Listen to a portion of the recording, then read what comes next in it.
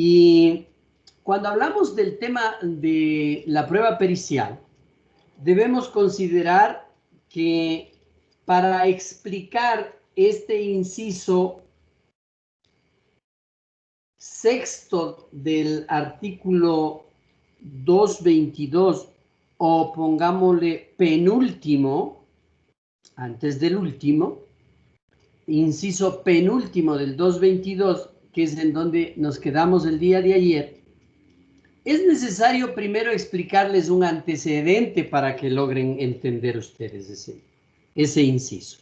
Verá, en el Código de Procedimiento Civil existía una norma que determinaba en la prueba pericial que el perito puede en determinado momento incurrir en un error esencial. Y cuando el perito incurre en un error esencial, el Código de Procedimiento Civil abría un trámite o ponía a disposición un trámite sumario, que se llama.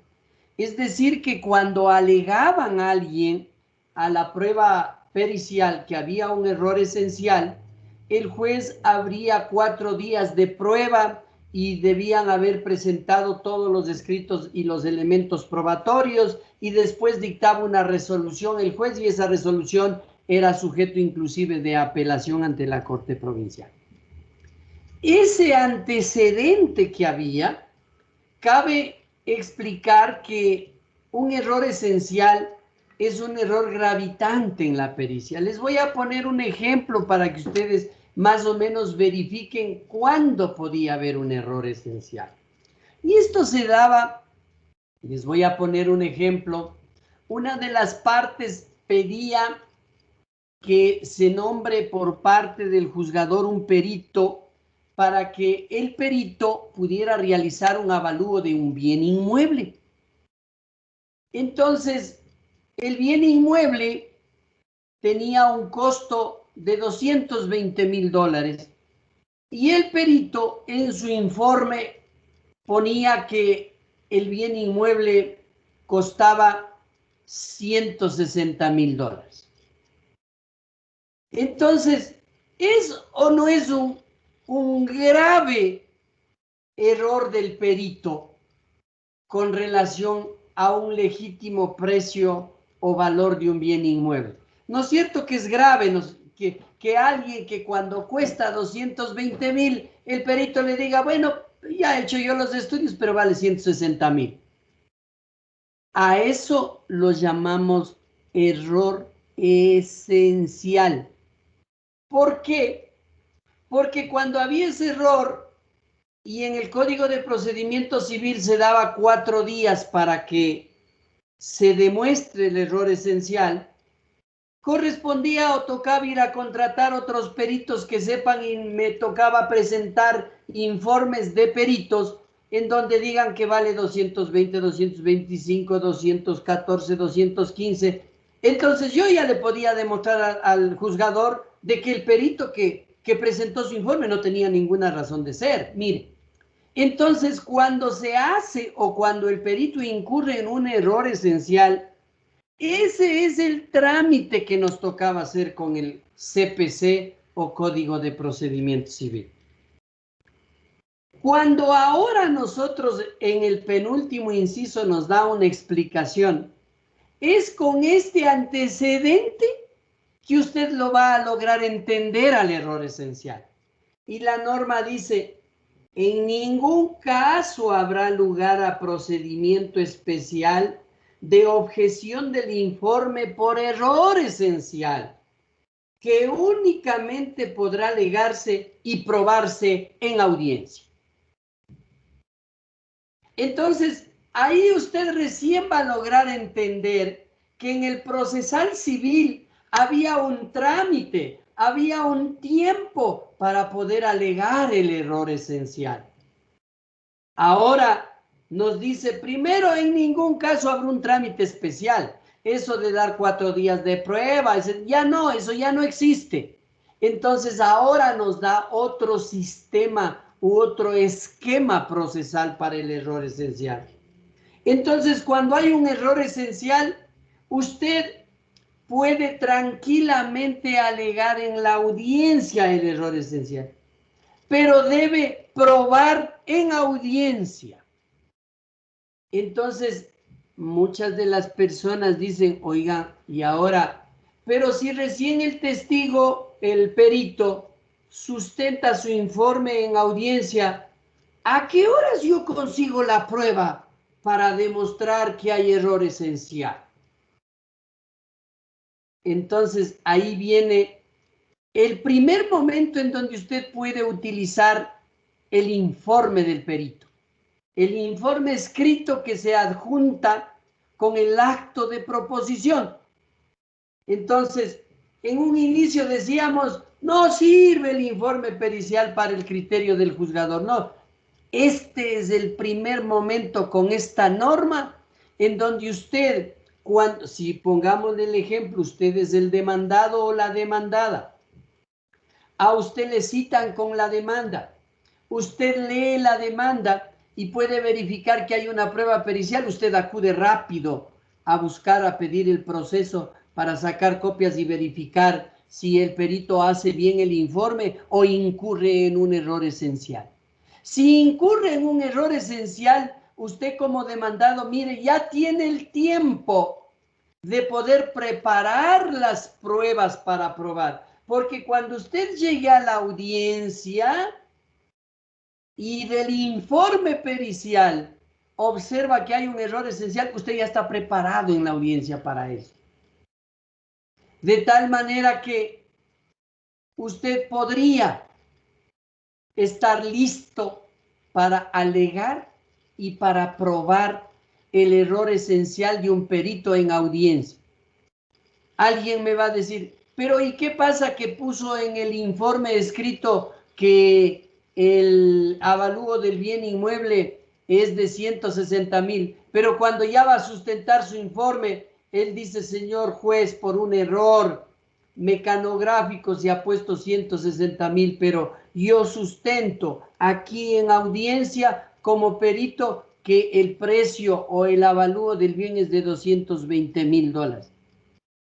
Usted ya no tiene por qué estar alegando error esencial ni probar, porque lo que sirve para el juzgador es lo que se dice el perito en audiencia. Pero obvio, supóngase lo otro también, que el perito llegue a la audiencia y se ratifique lo que dijo en el informe. Entonces usted está preparado para alegar. Ahora, recordarán ustedes que en el trayecto de las normas generales de la prueba decíamos que en el 158 que es necesario anunciar la prueba en los actos de proposición. ¿Para qué? Para que podamos practicar la prueba. Porque si yo no anuncié, yo no puedo practicar. Entonces, aquí viene la primera gran excepción de los medios probatorios para practicar la prueba. ¿Por qué? Porque si me dice que yo debo alegar y debo probar en audiencia, significa que es el primer caso que yo no debo haber alegado en los actos de proposición y sin embargo la ley me permite practicar como prueba en audiencia una prueba que no fue anunciada antes, sino que fue recién alegada en la audiencia. Miren, entonces, cuando yo les pregunte en algún momento, ¿en qué casos se puede practicar pruebas sin haber alegado en los actos de proposición? Ya tiene usted el primer caso. Y usted dice, cuando se alega error esencial en la audiencia sobre el trabajo de un perito, porque ahí mismo debo alegarlo y ahí mismo debo probar.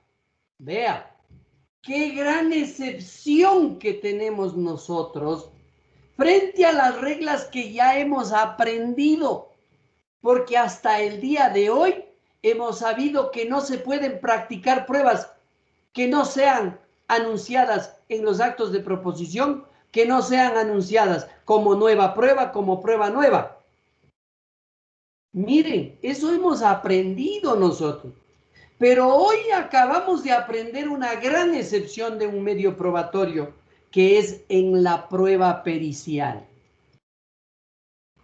Entonces, cuando nosotros vemos que un perito ha incurrido en error esencial, nosotros sabemos muy bien que podemos preparar la prueba por lo que consta en el documento de la pericia que está adjuntado al proceso. Pero si el perito insiste con ese error en audiencia, estamos armados y equipados ya con todas las pruebas. Y cuando termina de anunciar o de sustentar, perdón, la prueba pericial, el señor perito en audiencia, usted rápido alza la mano ante el señor juez y le dice: señor juez, objeto el informe del señor perito que ha expuesto en esta sustentación, porque se ha hecho evidente la existencia de un error esencial. ¿En qué sentido el error esencial? Y explica. Por lo tanto, señor juez, acorde a la norma del penúltimo inciso del 222, permítame alegar el error esencial. Y acto seguido, con su venia, voy a probar el error esencial. Ah, mire, qué distinta forma en la prueba pericial, cómo se debe practicar la prueba cuando hay error esencial. No se vayan a olvidar esta explicación. Bien, así es como funciona el tema. Alguien me va a decir: pero bueno, yo ya voy a probar el error esencial, ¿qué hago? ¿Cómo hago? El juez le va a dar la palabra para que pruebe, como que fuera un momento de práctica, de prueba común, y usted va a sacar. Y en ese momento, sin haber anunciado, usted presenta. Dice: señor juez, aquí está una prueba de un señor perito. Aquí está un trabajo pericial que dice lo contrario al perito que ha acabado de sustentar. Este perito está acreditado en el Consejo de la Judicatura. Aquí está. Presento y también otra prueba pericial de otro perito. Y permítame dar lectura a la parte pertinente y exhibir como dice el 196. ¿Por qué? Porque va a entrar a la práctica de la prueba. Así usted demuestra, y una vez que usted logra demostrar o terminar la prueba suya, por principio de contradicción le escuchará la otra parte. Y el juez, luego de esa intervención, termina resolviendo con autointerlocutorio. Y dirá: ¿existe o no existe error esencial? Y si existe error esencial, rápido cambiará y nombrará a otro perito. ¿Para qué? Para que la persona que pidió la pericia tenga la prueba pericial correspondiente. Cristian, le escucho. Sí, doctor, lo que pasa, justo cuando usted explicaba acerca de cómo se practica esta prueba del error esencial, se me entrecortó y me pareció súper importante. Le rogaría, por favor, repita. Deme en un minuto nada más por un...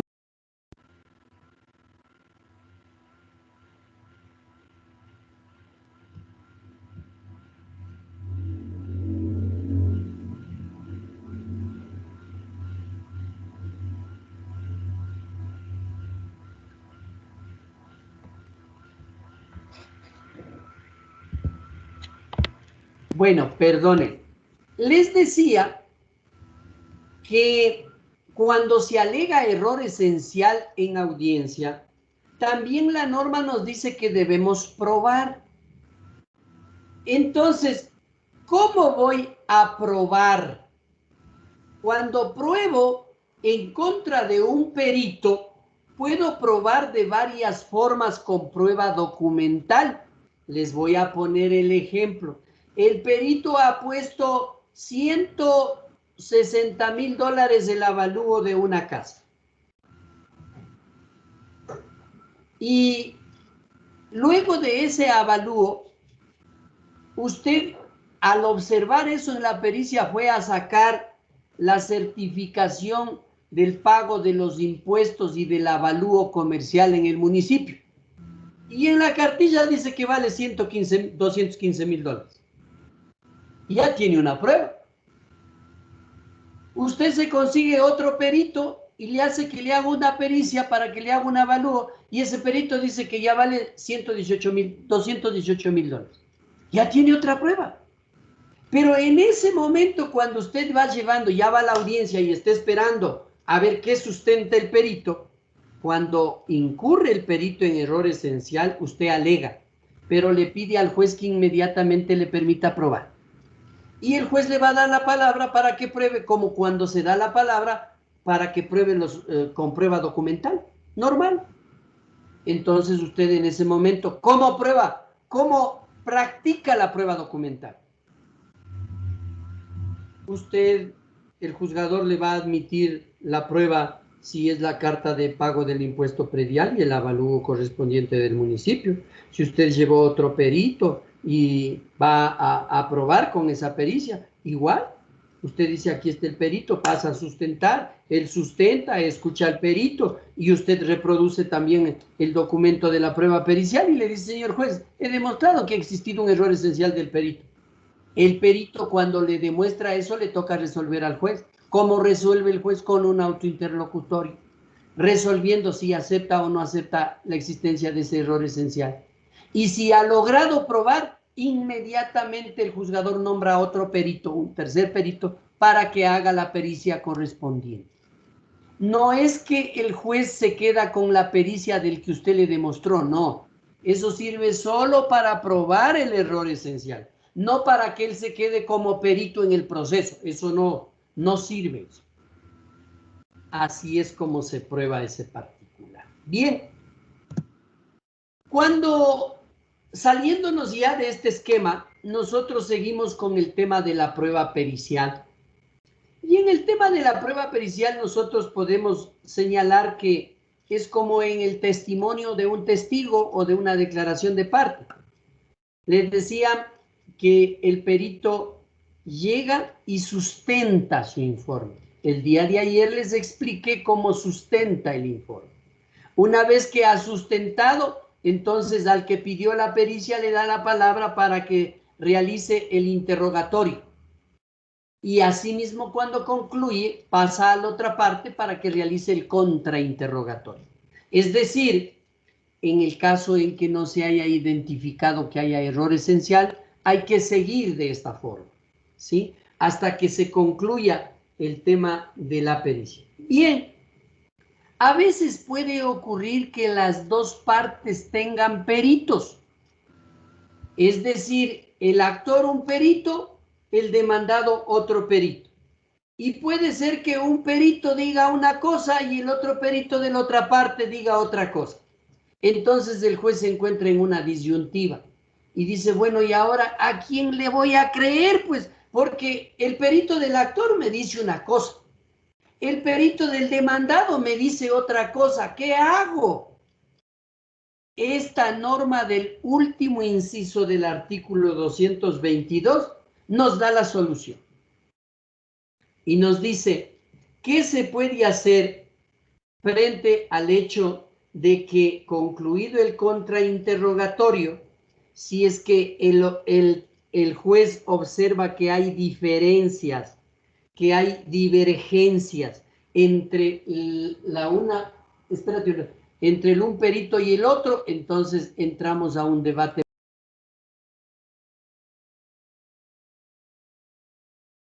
Deme un minuto, por favor.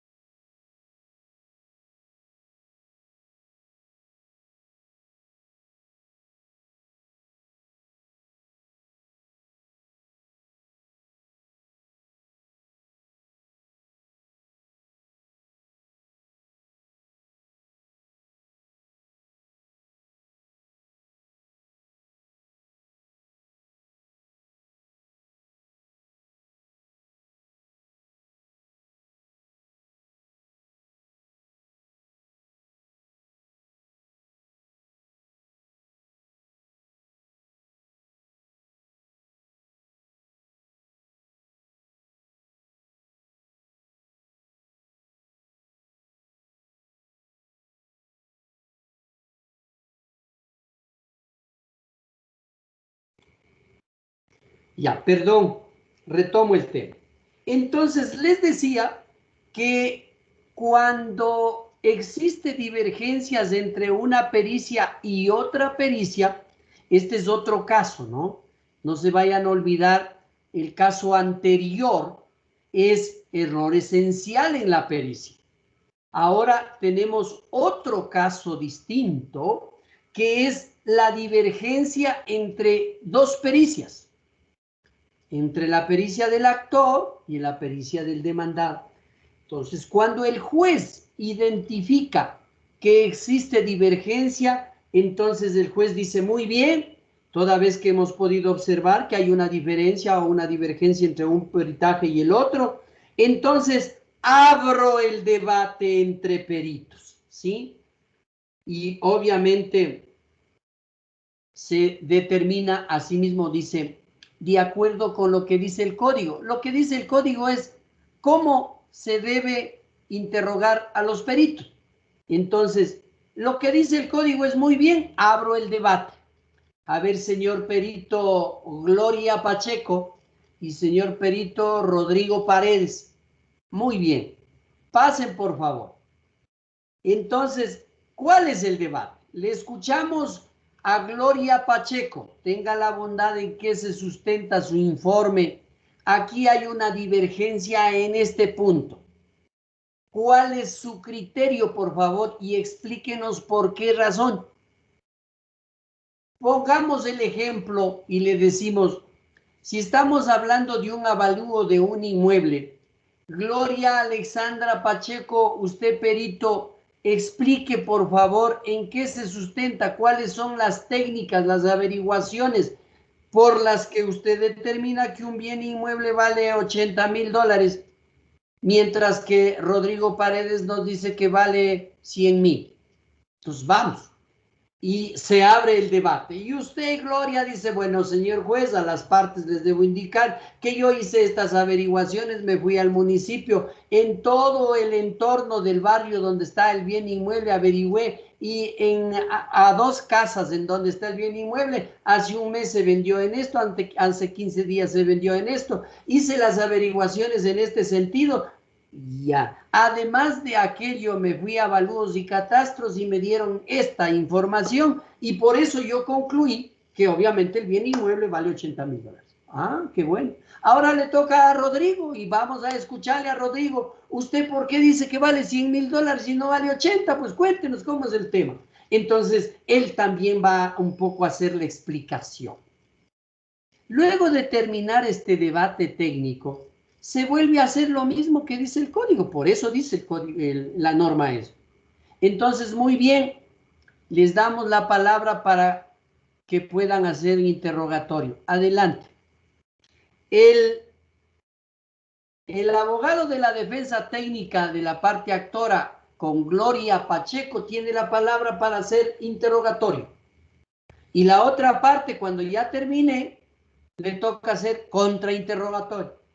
Cuando pasamos a Rodrigo, le decimos muy bien, ahora el abogado de la defensa técnica que contrató a Rodrigo, pues tiene la palabra para hacer interrogatorio. Y el abogado de la defensa técnica que contrató a Gloria tiene la palabra para hacer contrainterrogatorio. Así se lleva el debate pericial. ¿Sí? Si con ese debate el juez ya tiene claro el tema, ya tiene muy enfocado el asunto a la sana crítica de juzgador, dice, bueno, hasta ahí hemos terminado, está muy bien. Pero puede ser que no. Y el juez diga, lo que dice Gloria, lo que dice Rodrigo, yo la verdad sigo peor que antes, porque eso puede ocurrirle al juez. Entonces, la misma norma está determinando que finalizado el debate entre la o los peritos, el juzgador abre el interrogatorio, el contrainterrogatorio de las exclusivamente relacionado con las conclusiones divergentes de los peritos, ¿no? Porque no es un debate para hacer otra cosa que no sea discutir lo que no está muy claro. Bien. El juzgador, cuando mira eso, concluye el debate y dice, bueno, gracias señores, ha terminado el debate. Si ya está abonado a la sana crítica a quién creerle, el juzgador determinará eso el momento de resolver. Pero como les había dicho, puede ser que el juez quede peor que antes.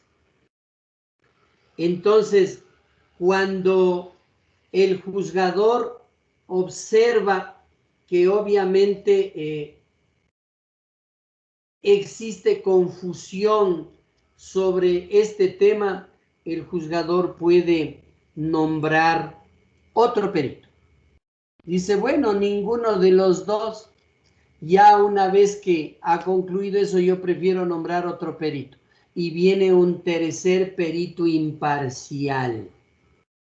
Y se nombra a este perito, esto ya es nombrado por el juez. Miren, este es uno de los primeros casos en donde podemos visualizar cuando el juzgador nombra un perito.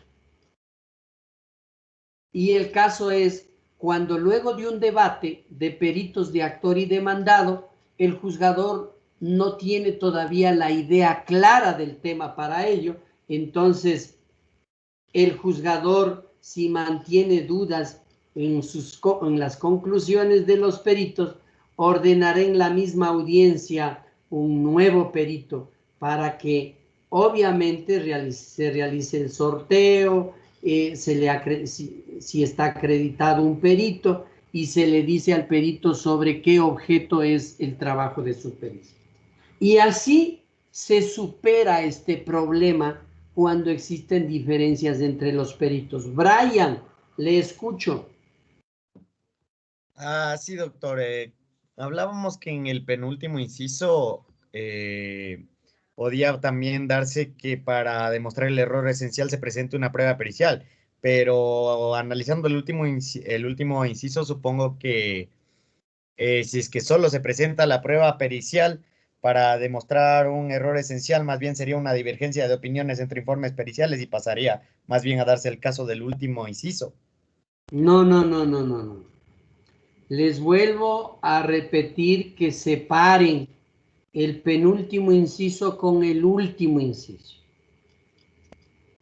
El penúltimo inciso se refiere a la existencia del error esencial de un perito. El último inciso se refiere a una contradicción o divergencia entre dos peritos. Entonces, lo uno no tiene nada que ver con lo otro. Por eso son dos casos muy distintos. El error esencial de un perito se supera alegando y probando en el mismo momento y el juzgador, una vez que haya probado, nombrará otro perito. Punto número uno.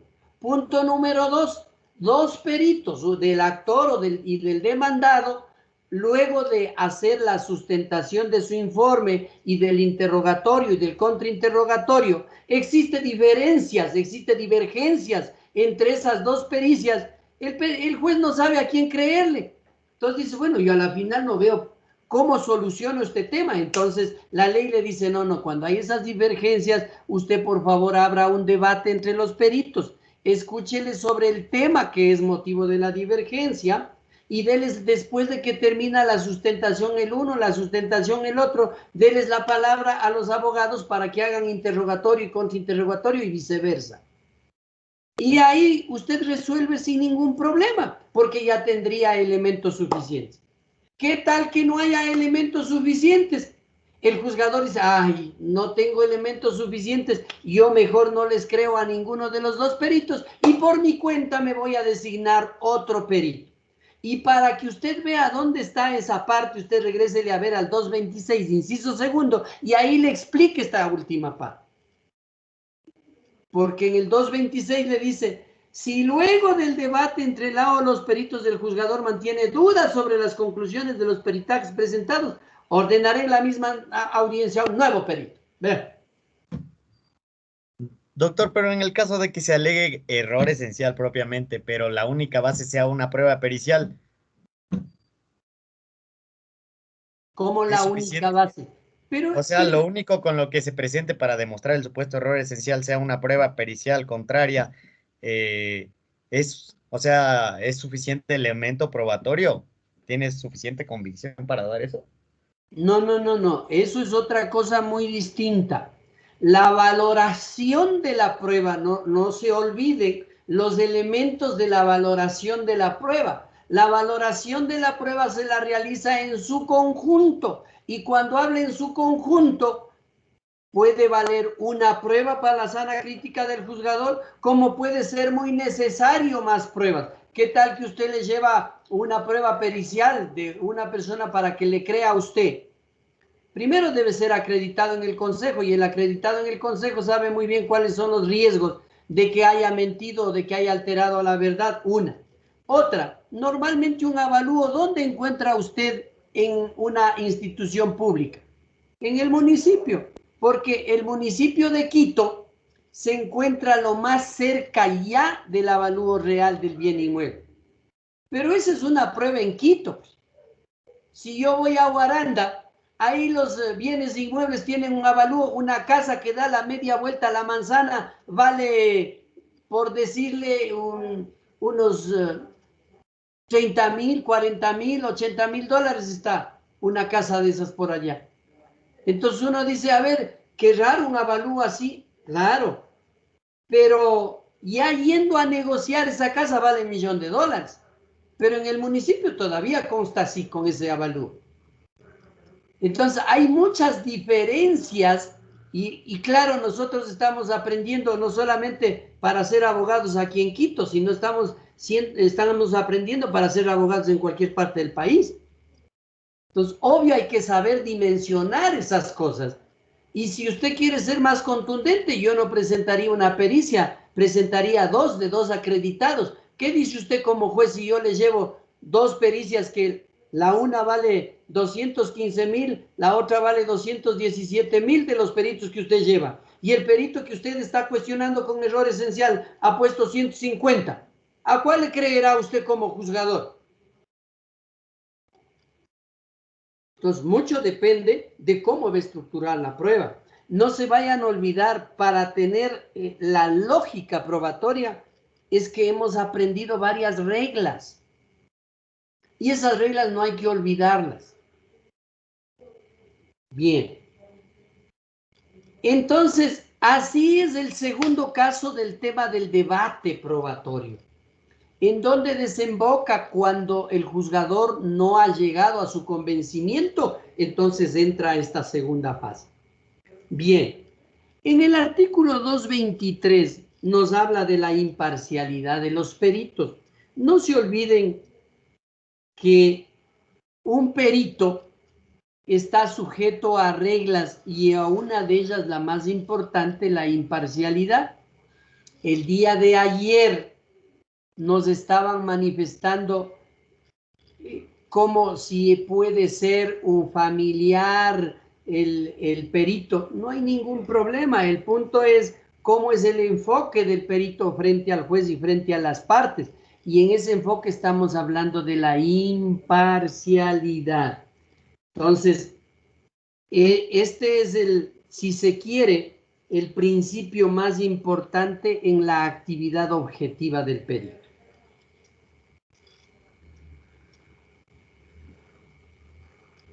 El día de ayer también habíamos manifestado de que el juzgador en cualquier momento puede hacer preguntas.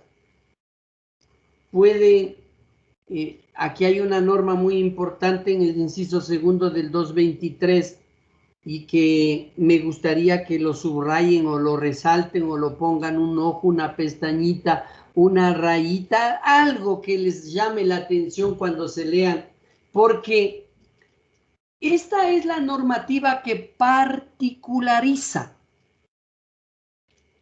a los otros medios de prueba. Miren que en la audiencia de juicio o en la audiencia única, que es en donde se practica la prueba pericial, al perito se puede preguntar en cualquier rato, y el día de ayer yo les decía que por Dios nunca le liberen al perito. porque en cualquier momento le pueden pedir que presente o que dé explicaciones al perito. Si lo liberan ya no lo pueden hacer. Entonces, se pueden hacer preguntas y miren lo que nos dice cuando nos acordamos del error esencial. En este medio probatorio, en la práctica de pruebas, se puede presentar pruebas no anunciadas. Yo en algún momento cuando les indicaba las reglas generales de la prueba decía con el 158 que nos enseña una regla general que usted no puede ir llevando debajo del brazo o en su carpeta o en su maletín las pruebas, porque eso es prohibido, solamente se practica la prueba que está legalmente anunciada. Esa es la regla general. Esta norma del artículo 223 es una norma especial, especialísima del medio probatorio. ¿Por qué? Porque esta es la gran excepción. Usted puede llevar pruebas sin anunciar y presentar ese rato al juez. ¿Por qué? Porque hay norma expresa para la prueba pericial. Y aunque ustedes no lo crean, este es un caso muy particular en el sistema procesal.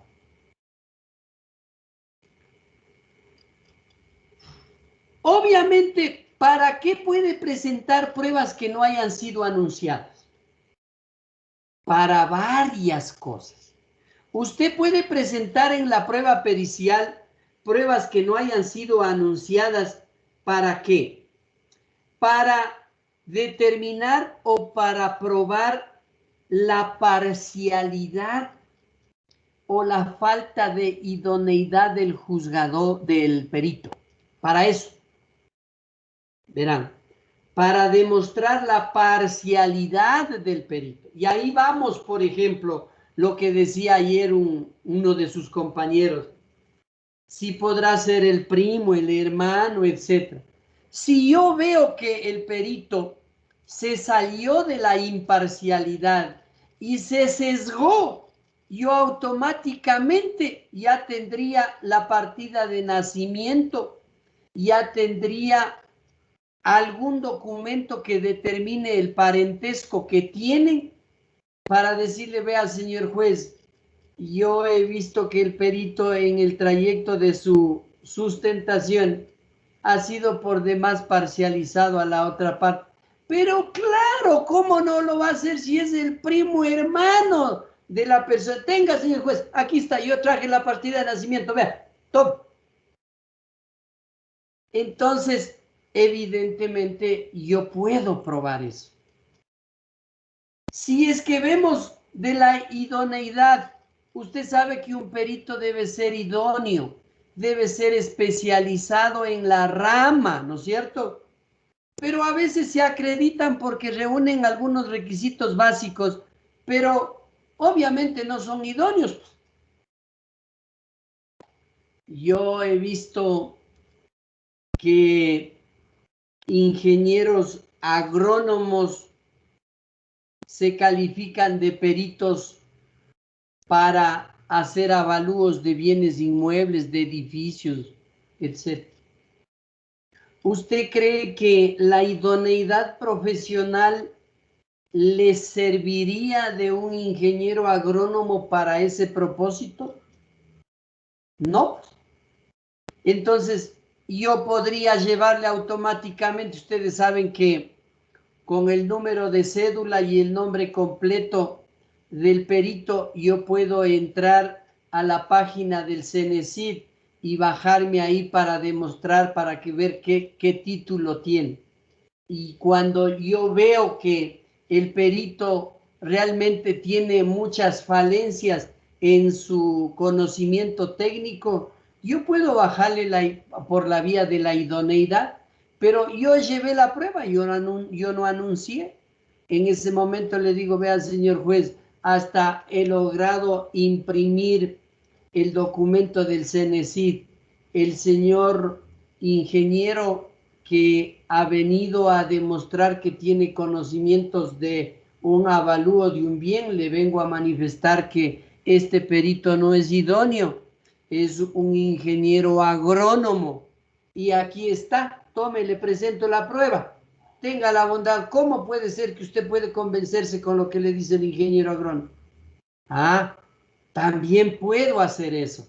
Entonces la norma me dice, inclusive yo puedo presentar prueba para desvirtuar el rigor técnico, el rigor científico de las conclusiones que realmente ha presentado el perito. Usted sabe que un perito llega a conclusiones en su informe, pero es en base de elementos técnicos, de elementos científicos, como por ejemplo alguien dice que la pericia ha tenido que ver con establecer la antigüedad que ha tenido unos 10 árboles de un bosque que se consideran un patrimonio y que no podían derribar esos árboles, y va a la antigüedad y el uno utiliza el carbono 14 y el otro perito utiliza la última fórmula de establecer la antigüedad que ha sido inventada por los americanos y etc. Así hacen las conclusiones. Y yo, si yo tengo prueba, puedo llevar la prueba y determinar que la forma para establecer la antigüedad y la que ha utilizado el perito es la del carbono 14, yo puedo decirle que ya esa fórmula ya es caduca, esa ya no sirve, que hay otra de mayor eficacia, y decimos el carbono 14 tiene un margen de error del 0,46%, mientras que el que yo traigo o el que estoy presentando tiene un margen de error del 0,01%. Mire, ¿es una prueba que puedo presentar? Sí. ¿Y puedo desvirtuar el rigor científico? Sí. ¿Puedo desvirtuar el rigor técnico? Sí. Entonces, en la prueba, para impugnar la credibilidad que el juzgador puede querer tener de un perito, esta norma que tenemos para la prueba pericial es grandiosa, diría yo, para tener fórmulas de destruir una pericia que obviamente usted en audiencia, perdón, en los actos de proposición no ha anunciado, pero que la ley para estos casos le permite que vaya llevando, y en ese momento alegue y en ese momento destruya la pericia que se ha presentado. Vea qué importantísimo es saber estas reglas de la prueba pericial. Creo que nosotros ya nos hemos ido de más un minuto, pero hay alguien quien nos quiere hacer una pregunta y con eso terminamos y despedimos la clase. Doctor, ¿cómo está? Buenas noches. Hola, Mila. Buenas noches. Una pregunta. Si es que yo presento como perito tributario, ¿no? Presento una conciliación que está bien hecha, que están bien los cálculos, que no hay error, ¿sí? Hay ciertos regímenes dentro de lo tributario, como los impuestos diferidos, ¿ya? Y esto es bastante técnico, ¿sí? Son cálculos que tienes que diferenciar cuáles son los impuestos fiscales de los otros impuestos, y eso sumarlo y restarlo con gastos generales. Entonces, ¿qué tal si es que mi informe está muy bien hecho? ¿Ya? Pero la otra parte, no sé, busca algún artificio o algún pero como para desvirtuar este peritaje. Yo no veo que en materia tributaria puedan encontrar, o sea, no veo otras pruebas, o sea, otros artificios que puedan utilizar para dar de baja mi informe. O sí, en materia tributaria sí podría haber, porque solamente sumas y restas nomás. En todas las materias, no se olvide que la pericia es un trabajo técnico, y en materia tributaria con más razón, porque usted puede ser muy conocedora de la rama técnica, pero así como usted es muy conocedora como perito, también hay otros que son muy conocedores de la rama técnica. Y obviamente, si alguien quiere buscar un resquicio con usted en su pericia, lo puede hacer, claro, y si quiere demostrar error esencial, usted es la perito tributaria, yo me contrato a Brian y a Cintia, que también son peritos tributarios y que son acreditados en el Consejo de la Judicatura, y les digo, miren, Milalva como perito ha sacado estos resultados. ¿Ustedes qué creen? ¿Está bien o está mal? Van, hacen el estudio y dicen, no, está mal. Está fuera de foco la perito Milalva.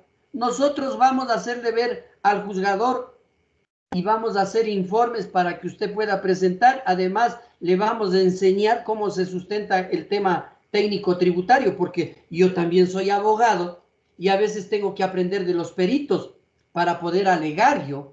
Entonces yo voy y le alego, señor juez, existe un error esencial aquí. Permítame alegar el error esencial y probar, tal como dice la norma del 223, tenga la bondad. Dice, claro, le digo, verá, la señorita Milalva Vilches ha hecho esta pericia, y es una pericia tributaria, y ha hecho estas sumas, estas restas, estos cálculos, ha cogido esta ley, ha cogido este reglamento, cierto, pero esto está mal hecho. ¿Por qué? Mire, le voy a presentar dos pericias de personas que son también conocedores en materia tributaria y están acreditados en el Consejo de la Judicatura. Pero esos resultados no han salido de ellos. Esto ha sacado. El juez que no sabe de materia tributaria, ¿a quién va a creer en el sistema probatorio? A los dos son multitud, ¿no? Así es el punto. Entonces, voy y les digo, muy bien, les acepto la existencia del error esencial y le pongo un ladito a Milalva, ustedes como peritos, muchas gracias, y le voy a nombrar a Jonathan Zuquitana en el sorteo, me sale él como perito tributario. Usted se encarga de darme cuál es la verdad de todo lo que me han dicho. ¿Está claro? Sí. Señoritas, señores, que tengan una muy buena noche.